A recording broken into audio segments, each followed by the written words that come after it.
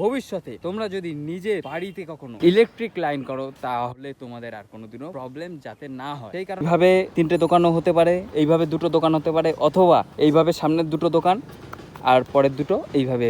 তো প্রবলেমটা জন্য হয়েছিল বলে একটু গোলমেল হয়ে গেছে, তাও এর সলিউশন পাওয়া গেছে, কষ্ট করে করতে হয়েছে। নেক্সট আমরা যেটা করলাম, এখান থেকে মেন লাইন নিয়ে এখানে একটা আসলো, তারপর বারান্দার একটা এলইডি লাইটের জন্য পয়েন্ট রাখা হয়েছে 4টে। নেক্সট এখানে গিয়ে এই সেকেন্ড ঘরে একটা এসছে, সেকেন্ড ঘর থেকে মাঝখান থেকে ওই ঘরে, আর এটার জন্য আর একটা আবার ওই পাশেও রাখা হয়েছে, যাতে দুটো যদি ভাগ হয়ে যায় সেই ক্ষেত্রে 2 দিক থেকে লাইন পাওয়া যায়। এই যে এখানে একটা বোর্ড হয়ে যাবে। নেক্সট এই সার্কুলারগুলো তখন ফ্যান ক্লামের থেকে 4 ইঞ্চি দূরে লাগাবেন, না হলে আপনাদের প্রবলেম হবে যখন বাটিটা বসাবেন। ডবল জালির মাঝখান থেকে এনে তারপরে উপর থেকে হয়ে তারপরে একটা পয়েন্টের নিচে থেকে, দেখতে পাচ্ছ একটা পয়েন্টের নিচে থেকে এইভাবে গিয়ে সার্কুলারে একটা গুটকা ওর নিচে আপনাদের দিয়ে দিতে হবে, যাতে